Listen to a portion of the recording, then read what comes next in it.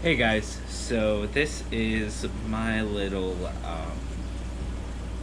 gimbal, single axis gimbal setup that I put on my geyser using the actual servo mount that Andy designed for the second operator, and you just kind of use some old concept stuff.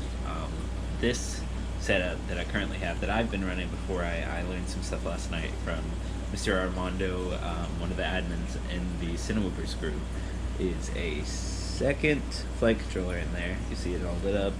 Hopefully you can see it well enough. But that's a 26 by 26 75 export that I had flashed to the iNav and then set up the cam stab and changed some rates and stuff like that and got it to where it does what it does. You set up the gimbal on the pitch axis in one of the servo settings on the configuration tab, and then you turn on cam stab and that basically does it. So that is how I had set up this one.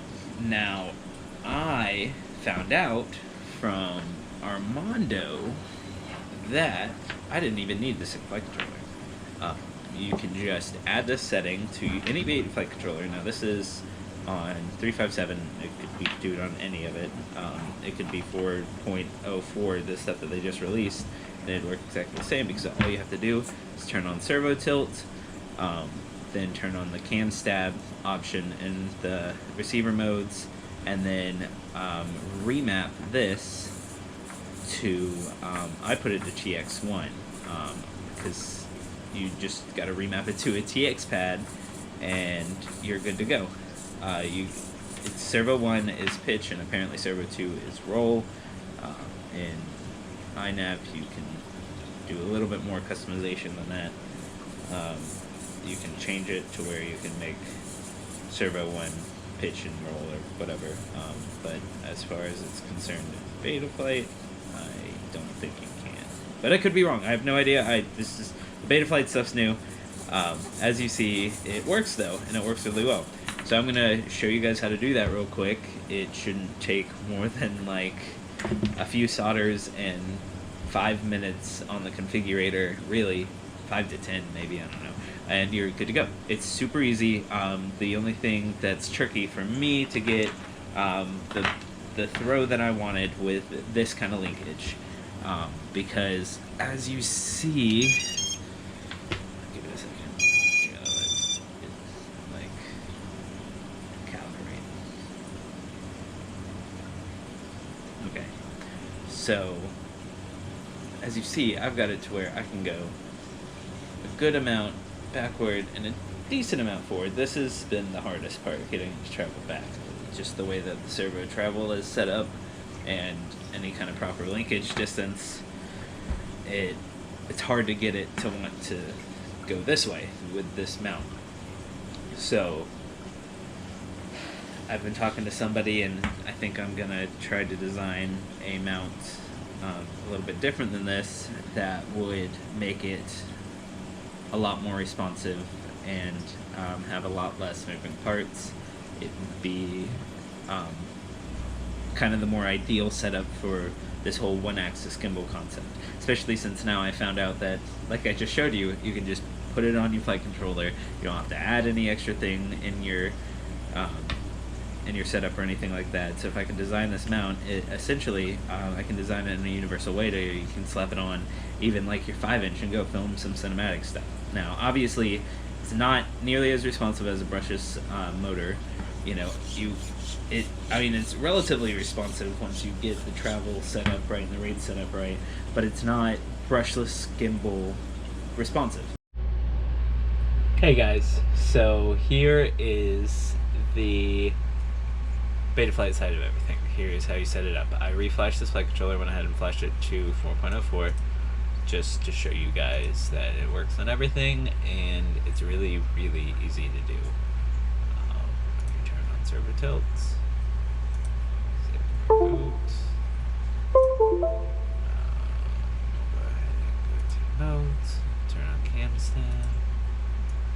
Now again, all of this stuff came right from a YouTuber named Maker Hand, who made this back in 2017.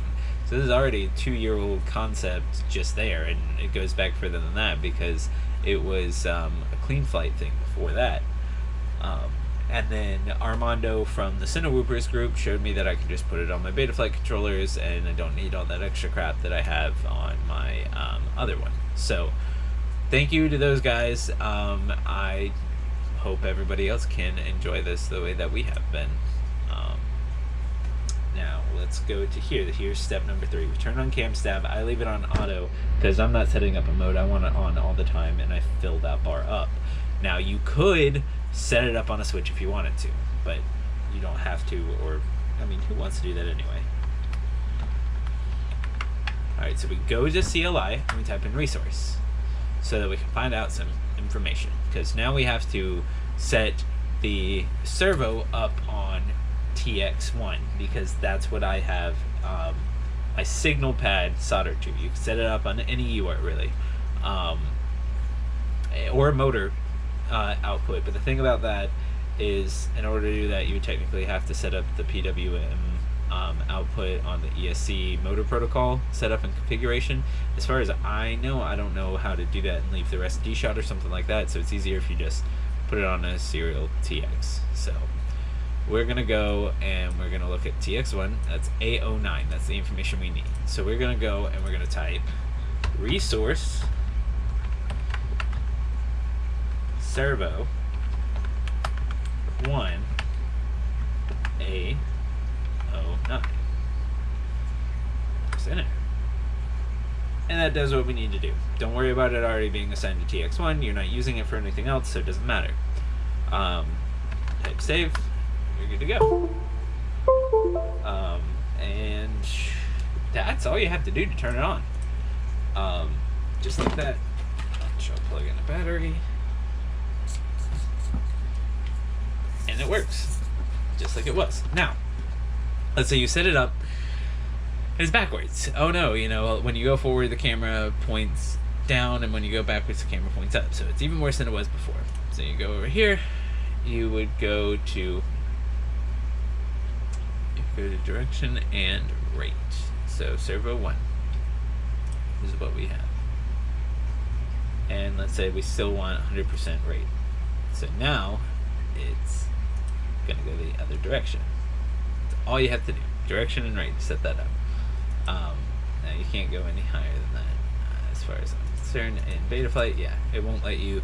In iNav, the rate goes to 125%, and let's see, will this let you go to, okay, this will let you go to 2,500 and 1,000. So you can make it go further. Like you can make the servo travel a little further than it does currently, and that helps a lot as far as travel is concerned. Obviously, I'm doing it the long way. Yep. All right. And then 500, and there you go. That would be that.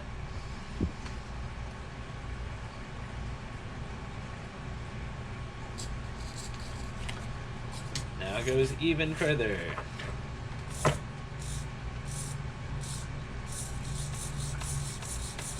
So yeah, that's it. That's literally it.